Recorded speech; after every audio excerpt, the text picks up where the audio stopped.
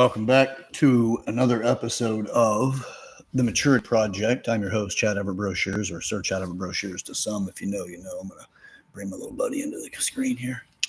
There he is up there. A little bit of the Christian Bale. Thank you very much, Leah. All right. So this is The Maturity Project. Today I'm going to talk about why bother. We all wake up on a daily basis and we kind of, it may not be daily actually. We wake up and we actually ask ourselves, why bother?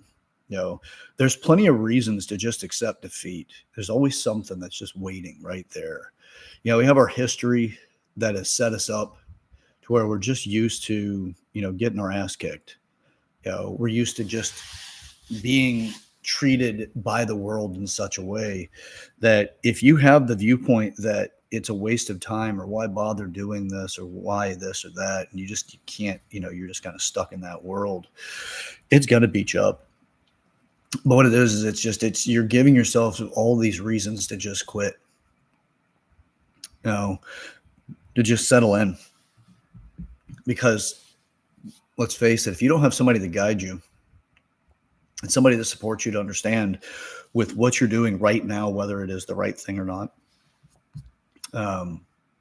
it's really hard to hold on to what you want to accomplish.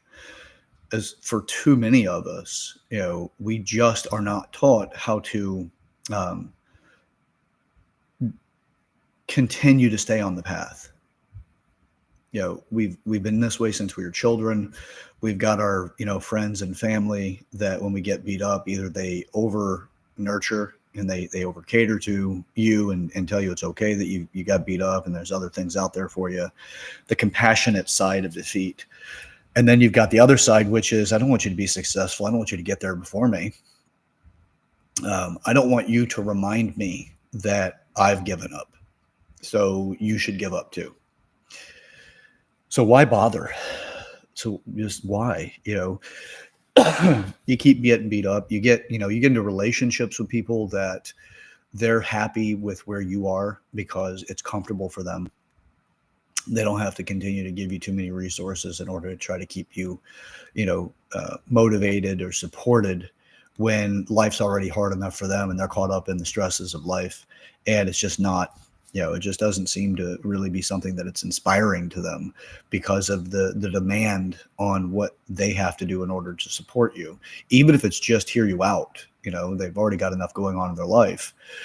When you're caught up in all the stresses of life, it's real hard to give anything more than that, because we're so disorganized in the way that we experience things. So why give just a little bit more, especially if they've already got to the point of the compassionate side of it and they've been with you and they've gone through the challenges with you and they've ended up with the same thing as far as like witnessing you get defeated, and then I don't want to see you have to keep going through that. That's a compassionate side of it.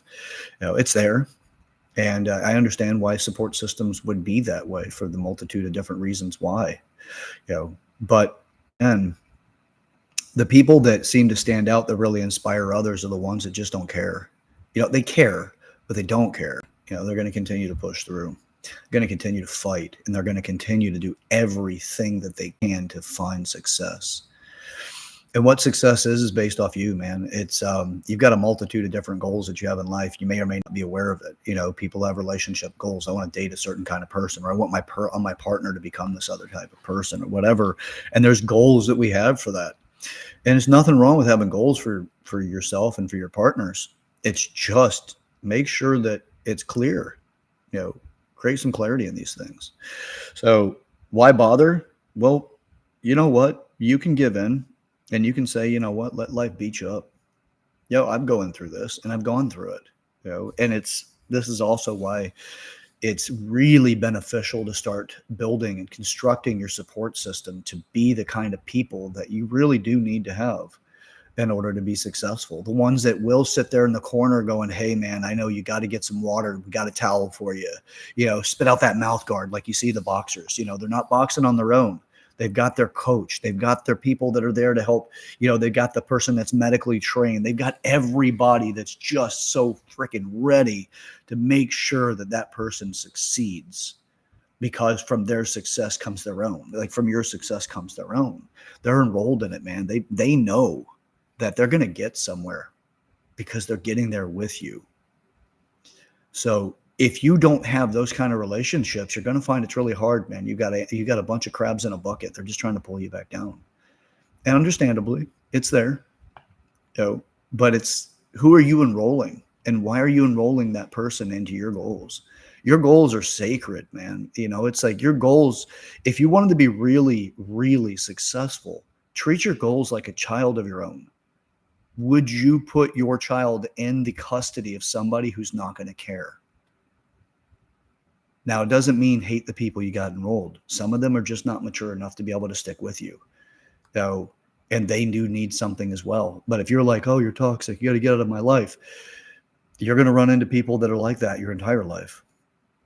I've talked about this on several different episodes, and it's about the three different types of methods to deal with conflict. And, you know, what kind of person are you in dealing with conflict? And one being, you know, avoidance. You don't deal with it, you avoid it. You're an ostrich and you put your head in the sand. You're avoiding everything you can because it's just, I don't know how to deal with it and I don't want to deal with it. Then you have the people that are, you know, they're survivors, man. They're going to deal with it, but just enough to survive. They're going to come up with methods to survive. And sometimes those methods are fucking ugly. You know, they're damaging. They'll take you from your opportunity to really be able to have a predictable outcome. And then all of a sudden here they come with a survival need and they just hit you blindsided. You know, they may lie to you or deceive you. And again, it's not that you have an enemy here. They're trying to survive, man. It's a crab in the bucket. It's pulling you down because it's got to get something in order to try to get itself up. You know, it's got to get to safety. It's got to get to security. And it's going to do all kinds of shit that can get really ugly. And including for yourself. It's like survival is just that, man. But it has such a huge dinosaur tail of destruction behind it. It just keeps tearing things up. And it's so incredibly challenging because look, you get so distracted. You got to survive. I get it. You know, it's like somebody jumping in the water to come help you. They've got the life raft, but you pull them under because you just are in a panic. That's survival. It can get ugly. And the lessons that come out of it are success models and getting other people to get underwater while you get above them. You know, and it can be really challenging. Now, not everybody's going to do that. Some people have a virtuous version of it, but they don't learn. They learn how to survive, and that's it. That's where they stop. And then you've got the thrive model. And the thrive model is, yeah, you got a problem right here. And damn it, you need to put attention on it. Damn it, you need to put attention. But what are you learning from this moment? And what are you going to do to make the future different than what you're currently dealing with? The thrive model gives you access to be able to look at what you did, what skills you have. The bigger and the more the introspective and the more mature version of you will look at what skills do you have that got you here?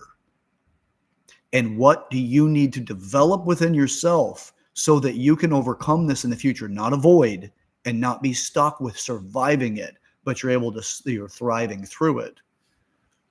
So those are the three models of conflict and how to deal with them. It's up to you. By the way, everything in this series is built off of the maturity project, the 8 different areas of maturity. And how do you address each one of those so that you can actually make your life different? You know, you have avoidance, which is a very immature version of yourself because it never takes on a challenge. You've got the survival, which, yeah, you're making progress, but damn it, you can create chaos. You know, and you will enroll people and you'll leave them impacted by the experience of chaos that you create with that dinosaur tail swinging around behind you, just creating havoc as you move into the future. And then there's a thrive model. And the thrive model can be built on top of the survive model, but it starts taking out the chaos and havoc. And it turns it into something beautiful. It turns it into an opportunity. Look, I understand. Right now you're going through some shit. And I can offer some insights on how to get past that because I've lived through it. The thrive model gives advice from experience, not from theory. There's an entire sequence of advice giving and all of that, and I'm very cautious when it comes to advice. And this video series, this channel, is not advice; it's insights. And I'll tell you things based off my insights that are the advice that I give myself. But it's not your advice; it's insights. That's it. Do not take this channel as advice to you. I can't do that to you. I don't know you. I don't know your goals. I don't know what it is that you really want to accomplish and what resources you have available to you right now to do it. But I can tell you from my experiences and to be able to create perspectives that you can anchor yourself to and make a change. By all means, please use this video in this series for that and to insightfully look at and enlighten 8 different areas of maturity that, yes, you can develop. But as long as you're disorganized, you can't put things into categories and you're trying to take on this big ball of life that's a mess, at times, it's going to be really hard to be able to take things apart and be able to be successful in every area, to live a fulfilled life. So why bother? This is why I bother. We have a world that is so driven for narcissistic values that is creating chaos by this crabs in a bucket direction. You know who actually benefits from crabs in a bucket? The people that put the crabs there. And if you think there aren't people doing that, you're wrong. There are people that are intentionally putting you into positions of being a crab in a bucket. This isn't for conspiracy. This is that they need you to do a function that supports them and their goals. Now, it may not be a malicious intent. A lot of times, people are their own worst enemy, and they do need to be confined to things like a bucket, with a bunch of other people that are up to the same thing so that they don't create more chaos and harm in their life. You work for companies that don't really want to see you succeed. They just don't want to give you a paycheck. Well, paycheck employees are crabs in a bucket. Unfortunately, they're not really there to thrive, and they're not really there to support their coworkers to become successful. Damn it, they just need that paycheck. They got to pay their bills. They got the shit going on in their life. Understandable. I meet them with compassion. I'm not down talking. I'm not downplaying them. I'm not coming after them. It's just to give the awareness of they're there, and that those companies are not necessarily malicious. They're not necessarily this villainous entity. It's not even mature enough in itself to be able to set you free to become career-oriented.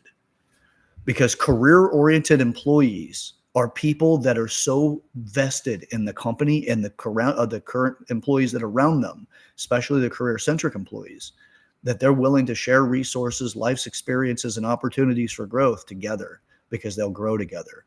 They're ants in a bucket. Ants in a bucket will help each other get out by morning or by a specific amount of time. You leave them overnight, by morning, you're going to get there and find out there's no ants left. But the crabs will still be there. 1 or 2 may have gotten out, but that's about it because they keep pulling each other back in. So why bother? I bother for this reason. I want to create that movement that really makes a difference. If you're struggling with relationships, great. Get involved with this. I'm not telling you I know everything. Not doing that at all. I don't know everything. I've got a history of relationships that prove it, but I'm sharing my lessons. If you're looking for that God type, that Jesus model in relationships, I'm not your guy, and no one else is either. If you're looking for perfection, you have given in to an infection. Perfect is what you are, and the opportunities for growth is more of that opportunity for perfect because it's growth. Keep going. I say perfect is perfect because it's where you are, is because you are everything and all of the decisions you've ever made. And when you can accept that you're perfect for those decisions, you can start making new decisions. You can start making different ones because we're talking about the actual outcome of something. That's perfect because it's the concepts of physics. You do X and Y is what you get in a result. And as soon as you can accept that, you can say, well, if X equals Y, then I can change X so that Y becomes different. And you never thought you'd use algebra in your life, right? So the point of it is that you can now free yourself. Perfect doesn't mean don't do something. If you're happy with not doing something, then that's perfect. But understand there's going to be people that don't have you part of their group to move forward because you're not motivated to move forward. And that's okay because the world needs all types. We need sanitation workers and janitors. We need people that do deliveries. We need people for every single role in the economy. Because if we don't have them, doctors can't work, lawyers can't work, politicians can't work. No one can do anything at all. Everybody has contribution. And it's perfect the way it is because it's what is so in the outcome. So why bother? You don't have to. Set everything that you have right now into a default state of autopilot and then just exist. And by all means, that's good. You can do it. And I'm not saying don't do that at all. And I'm not even trying, I'm not being sarcastic or condescending or anything. Don't do anything and be content with where you are. But if you're not content with where you are, and then you go off and you started spreading the infection of discontent with other people, are you a force for chaos or are you a force for good? Are you a force for order or are you a force for chaos? I choose to be for order. I'm a flawed man, but I'm perfect the way I am. And I'm working diligently to create something else in this life. I am my father's son, but I'm not my father. I am my brother's brother, but I'm not my brother's. I'm somebody who's up to something. So why bother? Well, for the bad. The concepts of the bad for why bother. It's time consuming, right? Why waste your time? Why take on new opportunities? Why not just say, you know what, life isn't going to change. And I'm going to accept that. I'm going to accept it enough that misery is my primary motivator because I don't know how to be happy. And I'm not going to make happiness. And when I see other people happy, I'm going to take it from them as best that I can. I'm going to take it from them in my mind, or the people that I have rapport built with that are also those crabs in the bucket with me. And I'm going to help them understand why other people shouldn't be happy. I'm going to resent happiness. I'm going to do everything I can to damage it. You don't think this consciously. This is not something that most people sit around with. Most people are not evil like that. But it's the proof is in what you're doing. So if you sit there and you say, fuck those people, smiling and having a good time, they should be miserable like me. You can give in to that. You can make your life that. You can tell yourself right now, that's not who I am, Chad. You're wrong. Am I? What's the outcome of your behaviors and your thinking? Because thinking comes before behavior. Thinking comes before outcomes. What are your thoughts? And if you think for a second that no one's going to be witness to your thoughts, no one's in your head, your actions, your intentions for other people. If you want to be that person that's just there for chaos because you love misery and misery seems to be the thing you want other people to have, be that person. It's okay because we all have to have the examples that create lessons in our life anyway.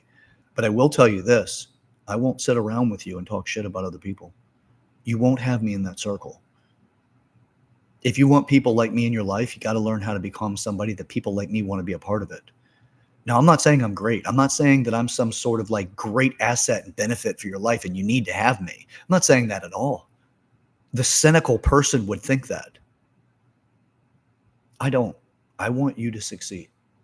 But if you don't want to succeed, then just ignore the rope that I've left out to climb. Oh, ignore the opportunity. Talk shit about the opportunity. Tell other people it's a bad idea. This guy doesn't know what he's talking about. This guy doesn't care. Blah, blah, blah. Pseudoscience or whatever bullshit that you want to come up with that makes up the decision that this isn't good. That this is something that you should be cynical of. Because what I need in order for me to grow is I need you.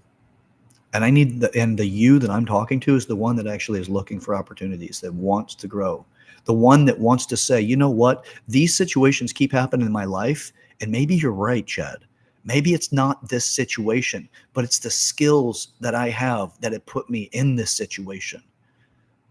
That's who I'm talking to. If you want to spread misery, my joy doesn't allow for it. I'll sit with my own misery that I earn, but I won't sit with it forever. I'll sit with it long enough to realize I need to be motivated to do something different. So the bad, they're out there. And you might actually have that. And you know what? You can have a percentage of who you are. We all have it, right? We're 360 degrees of a person, or 100% of who you are. Some of that is not the desirable, and it's okay. Work on it. We all can. You're not alone. And your day right now, 1% different. It can be simply, I'm going to think it's possible for me to make change. That's 1%. Better than yesterday. And then tomorrow, hold on to that. I can make this different. I don't know how, but I can make this different. That's 1% over today. And the day after, I want it to be different. And I don't know how, but I'm looking. That's 1% over tomorrow for the day after. And then the day after that, I don't want it to be this way anymore. And I can make change. And I can do this. And I don't know exactly where to go to do it, but I think if I try this, that's 1% better than the day before. Keep going. You're going to start finding the foxtail. By the way, the foxtail in what I teach is opportunities. But first, the foxtail is really figuring out what the hell's on your radar in the first place. You start getting a feeling, and it's a frisky little fox. It loves to take off. It loves to run. It loves to be elusive because it is an elusive animal. But when you can finally get it by the tail, you can start figuring out what it is. And your radar is the thing that makes you feel something of emotion. It goes, bloop. I don't know what that is, but there's something over there. Something's over there. That's where my work is. My opportunity for growth is there. Bloop. There it is again. Oh, I need to go that way. I can figure it out. It's something emotional, and I don't know if I like it, and it can be scary, and it could hurt me if I go to it. But I got to go to it. Bloop. There it is again. I'm going to find it. And then you go that direction, 1% on a daily basis. And before you know it, you're going to get to find out what that is. You're going to get that little elusive fox by the tail, and you're going to be able to talk to it. You're going to be able to define it and say, this is what it is. Because what's after you figure out what it is, the definition of what it is, you have something you can work with. It's change. It's opportunity. Look at it. Focus on it. You got your elusive fox. It's not so elusive anymore. You've got it. There's more foxes out there, but at least it's not a bunch of things attacking your hen house, taking out all of the resources that you have that you're trying to secure your future by. Those elusive foxes are the ones that keep robbing you of your future, and you got to catch them. First is the radar. You understand, hey, there's something over there. Let me go check it out. And a lot of times it hurts. It's so scary to do it. You don't want to do it. Those are the people I'm talking to. You're looking for opportunity. You're looking to face it. And you just need somebody else to understand you're going through it. That's who I'm talking to. Okay? If this is a time waste and you want to be cynical, I'm not talking to you. You can have a seat, go to the bullpen, sit at the kids' table, okay? Because this is for the adults. You go sit at the kids' table and you can have your little pie and you can wonder what the hell we're talking about, but you aren't here. You're not welcome in this conversation. If you want to sit there cynically and attack people that are up to something, you spread your misery elsewhere. There's other crabs that love that shit. Sit around with the drama. Ooh, tell me what they did. Oh, let's talk about how other people are fucking up in life. You can sit at the kids' table, man. You're not at mine. You're not going to sit here. Until you can get rid of that behavior and say, I have fucked up in my life and I don't want to do it anymore, show me. Then you can come sit at my table. But if you don't want to be there, by all means, spread your misery. Go ahead. I get misery, and I'm not going to give it to you. I'm not. I'm going to give you the best that I can, but only if you deserve to sit at the table with me. So the people that deserve to sit there are the ones that are trying. 8 different areas of maturity. We can start unpacking it all and figuring out why our lives are the way that it is, because it's been spun up into this dust storm of, I don't know what the fuck is going on, but God damn it, I want to figure it out. I want to make change. You got to grab those little elusive foxes, man. You got to get them by the tail. And when you do, you can put a definition to it, and then you can put work to it. That's what that is. Oh, I didn't know that. It can change. Yeah, it can change. You can build yourself into change. Completely up to you. Okay? So you got to build your future. When you want to get to this point, you start wanting to build your future and create something. This is for the people that want it. If you want misery, build that fucking future somewhere else. Get at the kids' table and you can sit there and play in misery. Don't bring that into somebody else's world unless you're ready for change. And if you're ready for change, just say 1%, Chad, 1%. I want it. Then you have your opportunity. You can go. You can do it. 1%. Okay? That's all I ask for. You want to sit at my table 1%. Because I'm up to something. And what I'm up to, plenty of people would say, Chad, that's ridiculous. It's not going to work. It won't work for you because it's not what you're up to. If you want to be able to be up to something that's really going to make a change, live into it, man. Fucking grab the craziest idea and make it a reality for you. Work on it and build yourself into what that takes. Now, the 8 different areas of maturity help you stabilize in the process so you don't go too far into it and then become helpless and defeated. And then I tried that before, and God, I don't want to face it again. It's my dreams, and I want this, but I can't face it again. Those people, I want to talk to them too, because all you need is just a little bit of order, and we can set you up for the opportunity to be successful. I'm doing it. You're witnessing the process with me. I'm not waiting until I'm there and then speak from the podium to go, yes, university. Yes, this is how you do X, Y, and Z. I'm not doing that. I'm doing the process now. Walk the walk. I'm not going to sit here and just talk the talk. So you got to build the future. And what you do when you start building a future, you start creating enrollment. Enroll with the people at your table. Do not enroll with the kids at the kids' table or the people that are at the kids' table, the ones that don't want to do life yet, the ones that want to sit around chaos. Don't enroll those people. When you start telling them that what you're up to and they talk you out of it through compassion, they talk you out of it through whatever the means is that they talk you out of it, you can tell because you start to feel deflated. If you're taking this approach, those 8 different areas of life, of maturity, and you're developing each one of those areas, and you have your stability so you don't wreck your life trying to find your dream, trying to make your dreams happen, that person that's trying to talk you out of it is talking into their own, they're speaking into their own challenges. That's it. It's not that they're evil. It's just they're trying to survive too. And you pursuing your goals remind them of what they've given up on or what they're not pursuing themselves. Doesn't make them heartless. It doesn't make them bad people. It's just they're not a resource for you to hang on to or to really rely on. At least not right now. When you're in a delicate stage of being able to grow and develop yourself, you can't have too many people like that keep trying to pull you back down. You're not going to be able to continue your motivation to the point you hit your structure that helps you become successful. Because you're going to have to get that motivation to start picking up those blocks that's building the structure that you're going to be inside of that makes your life successful. So build your future with those people. And again, I'm not saying kick people out of your life, and this is not a toxic person conversation. I hate that. It's a cringy thing to me. Oh, these people are toxic. That's a toxic situation. It's toxic. That's a popularized thing.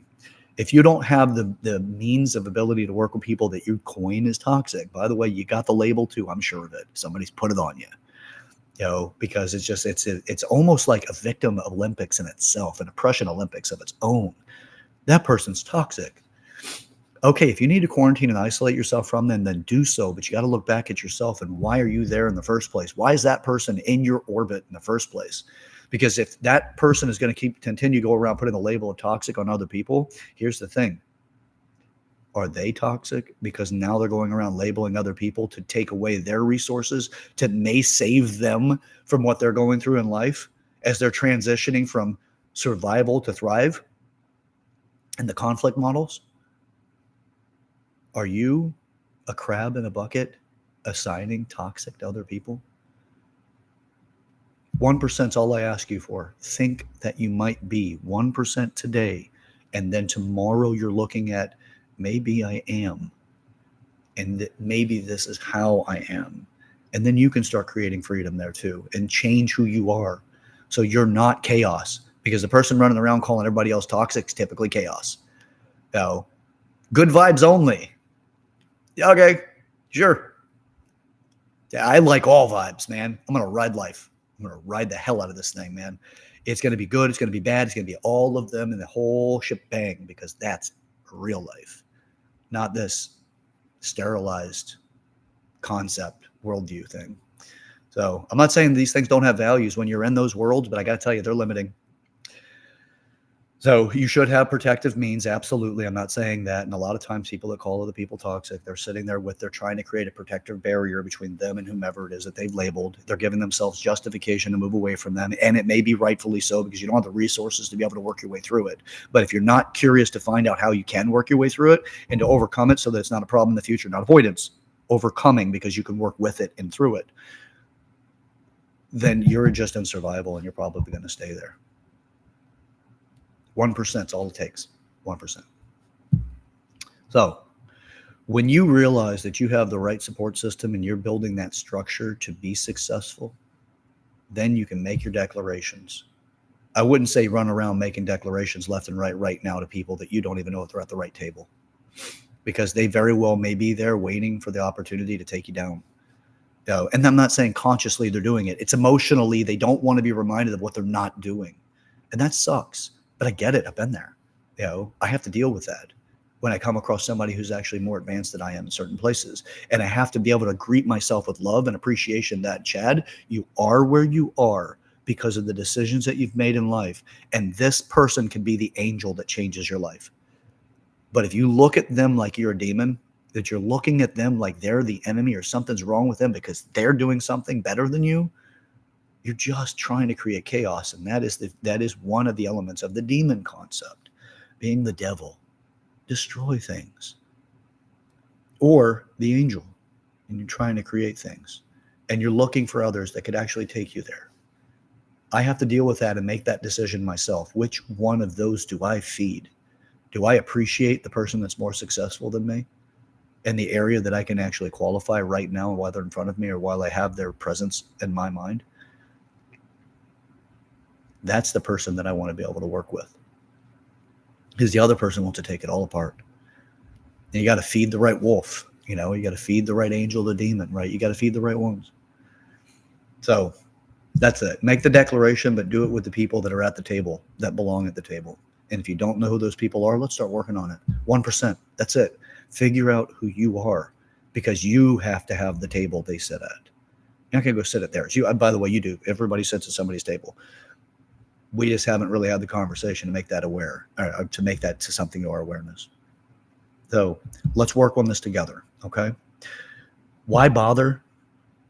Well, you don't have to, but I do. I bother because I want to make a difference. I bother because this world needs somebody to bother. This world needs somebody who's going to stand up and finally say, I get where you are, and I know that I can help. That's the person that I am, and that's why I bother. If your attachment is that I be somebody else for you, and it's not that person that I just declared, I encourage you to consider that I am that person. And don't let your attachment take you out of this game. Be that angel in somebody else's life. Be that angel for your own life. Nobody's coming to save you. You got to save yourself. Then you can start helping other people. All right. That's it for today.